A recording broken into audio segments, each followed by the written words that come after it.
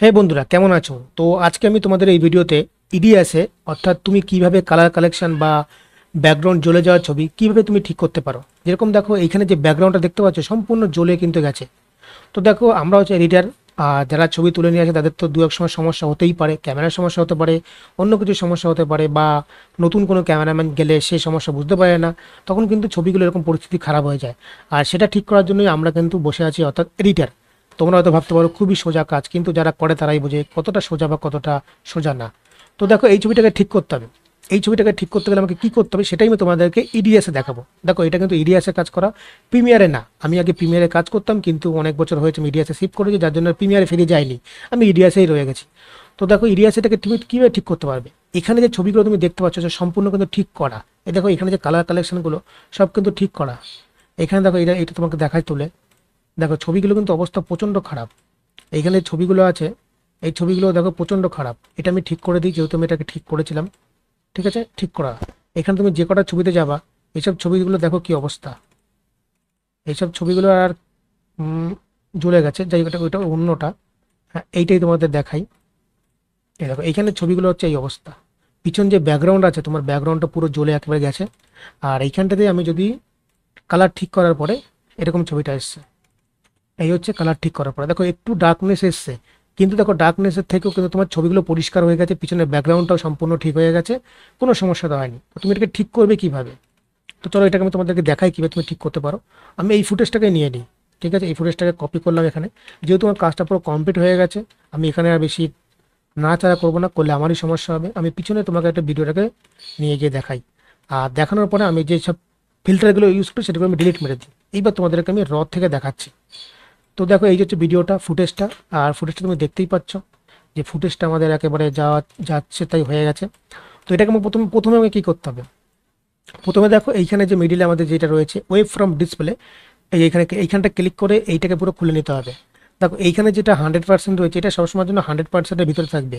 যখনই 100%-এর উপরে 120-র উপরে চলে যাবে তখনই কিন্তু দেখতে পাচ্ছ ছবি কিন্তু জ্বলে একেবারে যাচ্ছে তাই হয়ে গেছে।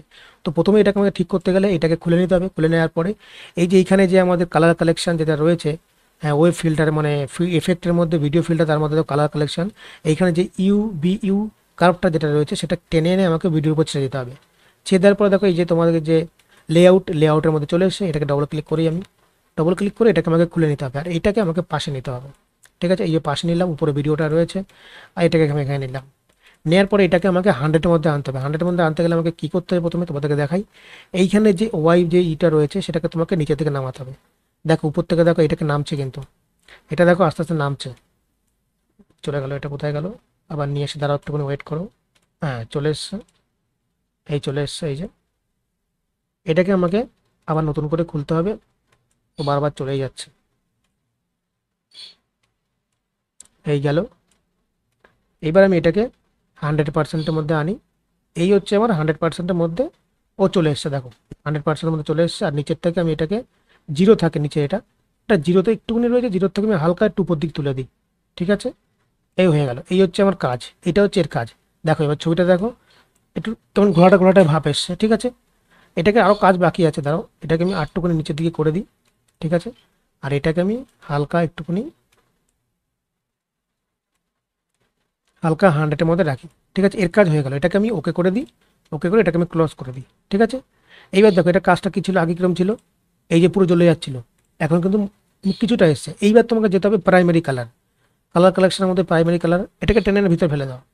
আবার ডবল ক্লিক করো এটাকে। ডবল ক্লিক করার পরে এইবার তুমি নিচে যাও, যে গামা বলে যেটা রয়েছে এটাকে টেনে নিয়ে যাও তোমার আয়ত্ত অনুযায়ী। দেখো ছবিটা দেখো আস্তে আস্তে কিন্তু ঠিক হচ্ছে। এই দেখো কোথায় চলে এসেছে ছবিটা, পিছনের ব্যাকগ্রাউন্ড দেখো, পিছনের ব্যাকগ্রাউন্ডটা অনেকটা ঠিক হয়ে এসেছে। এবার তোমার কালারটাও কিন্তু ঠিক হয়ে এসেছে। ঠিক আছে, তুমি যতটা তোমার চোখে লাগে ততটা আন্দাজে তুমি ঠিক করে দাও। এবার দেখো পুরোটা করিয়ে দিলে কিন্তু তোমার আবার দেখো একটু ডার্কনেস অর্থাৎ অন্ধকার চলে আসবে। তো এটাকে আমি মিডিল পজিশনে রাখি, যতটা আমার চোখে লাগে। ঠিক আছে, তারপরে নিচের দিকে আসি। এবার এটাকে নিয়ে আমি একটুখানি হালকা একটু করে দিই। দেখো এই দেখো ঠিক হয়ে গেল। ঠিক আছে, অটোমেটিক্যালি দেখো নিচের দিকেও মিডিল টোন, ডার্ক টোন ও পুরো ঠিক করছে। একটু অন্ধকার লাগছে, এটাকে আমি হালকা ঠিক করে দিই।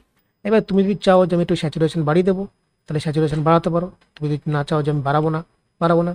আর কালার বলতে গেলে আমার ঠিকই আছে, আমি ব্রাইটনেস এক্সপোজার যদি বাড়াতে চাই ছবি আটটু জ্বলে যাবে, দরকার নেই আমার, যেরকম রয়েছে থাক। যদি আমার হালকা একটু করতে হয় করলাম। আর যদি তুমি কালার কালার যদি ঠিক করতে চাও কালার ঠিক করে নেবা, যেটা তোমার মনে হয়। আমি একটু ইয়েলো দিয়ে দিলাম হালকা মতন। ঠিক আছে, এই হচ্ছে তোমার কাজ। আমার পুরো কমপ্লিট হয়ে গেল। এবার এটাকে আমি ওকে করে বেরিয়ে আসি। এইবার তুমি দেখো, একটু বড় করে দেখো, এই হচ্ছে আমার টোনটা। বলো এই টোনটা ভালো নাকি আগের টোনটা ভালো? এইবার তোমাকে আমি দেখাই। এটা তুলে ফেলি, এই তুললাম, এই তুললাম। এইবার দেখো এই হচ্ছে আগের টোন।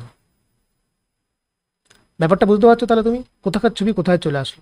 তো খুবই সোজা, কোনো প্রবলেম নেই। তোমার এটাকে আবার দিয়ে দিই। এই হচ্ছে আমার আগের টোন চলে এসছে। একটু হালকা হালকা ব্লু টোন চলে এসছে, কিন্তু আমার ছবিটা তো দাঁড়িয়েছে না। খুব সহজেই তুমি করতে পারবা এটা।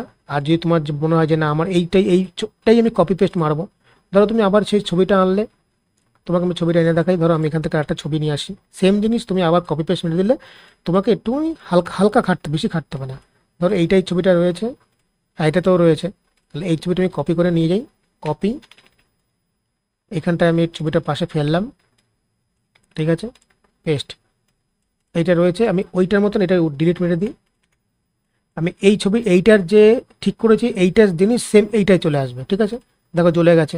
তাহলে আমি এটাকে কপি করি, কপি করে এর উপরে সিলেক্ট করি, সিলেক্ট করে কন্ট্রোল আর। ঠিক আছে, কিবোর্ড থেকে কন্ট্রোল আর মারবা, সেম জিনিস হয়ে যাবে।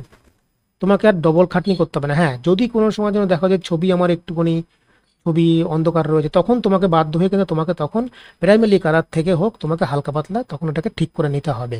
এটা তোমাকে মাথায় রাখতে হবে। ঠিক আছে, যে তাই বলে এই না যে আমি কপি পেস্ট মারবার সঙ্গে সঙ্গে পুরো ছবি দাঁড়িয়ে যাবে, তা না। তখন তোমাকে একটু এদিক ওদিক করতে হবে। তো এই হচ্ছে ভিডিওটা। যদি তোমাদের ভিডিওটা ভালো লাগে অবশ্যই লাইক করে দিও এবং শেয়ার করে দিও। আর এরকম ভিডিও আস্তে আস্তে আরও আসবে। যদি তোমাদের দেখতে হয় অবশ্যই চ্যানেলটাকে সাবস্ক্রাইব করে নিও আর ফেসবুক পেজটাকে অবশ্যই ফলো করে দিও। ঠিক আছে, তো চলো টাটা বাই বাই। আর ভিডিও কেমন লাগছে, যেসব ভিডিওগুলো ছাড়ছি অবশ্যই বলো কিন্তু। ঠিক আছে, টাটা বাই বাই।